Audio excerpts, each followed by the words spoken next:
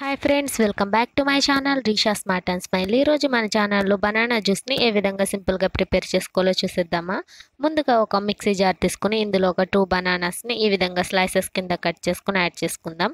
ఇప్పుడు ఇందులో 2 table spoons వరకు షుగర్ని యాడ్ చేసుకుందాం ఫ్రెండ్స్. బనానా ఆల్రెడీ మనకి తీయగా ఉంటుంది కాబట్టి 2 టేబుల్ స్పూన్స్ వరకు షుగర్ సరిపోతుంది నేను తీసుకునే క్వాంటిటీకి అయితే. ఇప్పుడు ఇందులో ఒక చిన్న గ్లాస్ పాలని కాచి చల్లార్చిన పాలని యాడ్ చేసుకుందాం.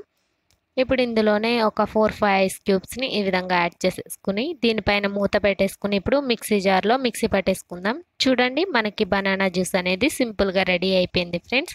ఇప్పుడు దీన్ని ఒక సర్వింగ్ గ్లాసెస్ తీసుకుని అందులోకి సర్వ్ చేసేసుకోవడమే.